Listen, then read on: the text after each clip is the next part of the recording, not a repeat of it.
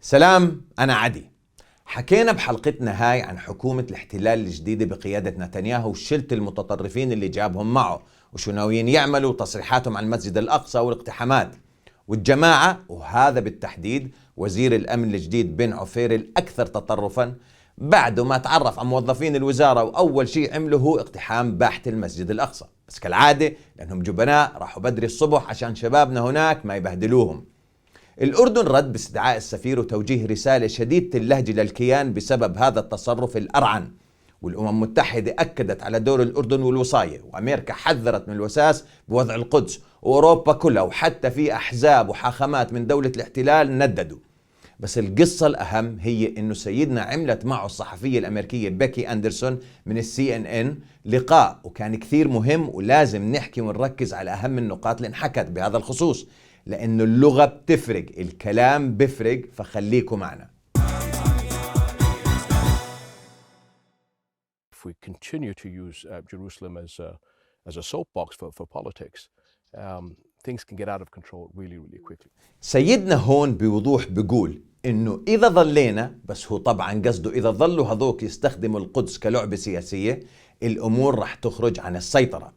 اتفاقيات السلام، وبغض النظر عن رأيك فيها، اتوقعت وفيها تفاصيل كثيرة، وأهمها الحفاظ على الوضع الراهن في القدس اللي هو الوصاية الهاشمية على المقدسات الإسلامية والمسيحية. شو هي الوصاية؟ الوصاية تعني أن القدس تحت الرعاية الأردنية الهاشمية، وبالتالي ما بتقدر دولة الاحتلال أن تغير فيها إشي. وهذا الحكي مش بس مكتوب، هذا الحكي مدعوم من قبل الأمم المتحدة وأمريكا تحديدا. وهذا الحكي اللي خلى القدس تظل زي ما هي وتفشل كل محاولات الكيان الصهيوني بتغييرها. بروحوا بيقتحموا، بس على الأرض القدس عربية والأقصى قائم، واللي هو ضد كل تطلعاتهم وسياساتهم ووعودهم الانتخابية. ولما سألت الصحفية سيدنا، أقولكم اسمعوا السؤال. As custodian of those sites, do you believe the status quo and your role is threatened? شو جاوب سيدنا؟ لأنه هون مربط الفرس. So, we've learned, as we always say, living between Iraq and a hard place, that this is just another Tuesday for us. If people want to get into a conflict with us, we're quite prepared. I always like to believe that let's look at the glass half full, but we have certain red lines, and if people want to push those red lines, then we will deal with that. مع إنه ترجمنا كلام المعلم، بس خلينا نقول سيدنا قال إنه المشاكل تبعتنا بهاي المنطقة بموضوع القدس تحديدا هي زي أي يوم 3 بالأسبوع، يعني تعودنا عليها. ولكن قال بالتحديد إذا الناس بدهم يفوتوا معنا بصراع فإحنا على أتم الاستعداد. ومع إنه سياسة الأردن النظر إلى النصف الممتلئ من الكأس، يعني بنأمل إنهم يفكروا قبل ما يتصرفوا ويحسبوها، بس إحنا عنا خطوط حمر والكل بيعرفها. ولكن إذا الناس بده يتجاوز هاي الخطوط الحمر وعادها مرة ثانية، إحنا رح نتعامل معهم. وخلينا نذكر بعض، اليوم بايدن والإدارة الأمريكية مش مع نتنياهو، هيهم صرحوا وحذروا من المساس بوضع القدس. بس أيام ترامب وجوز بنته ومعاهم نتنياهو وكل اللي حاولوا يعملوه بتمرير صفقة القدس، والمعلم دقر وما زبطت معهم.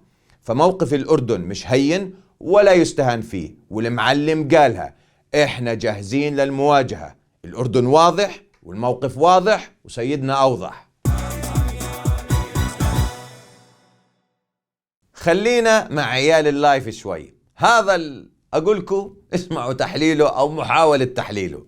التحليل اللي بتسمعوه الآن من هيا يعني بتحلل الحرف، بتعمل له تحليل بول كمان فوق التحليل، خذوا بالآخر.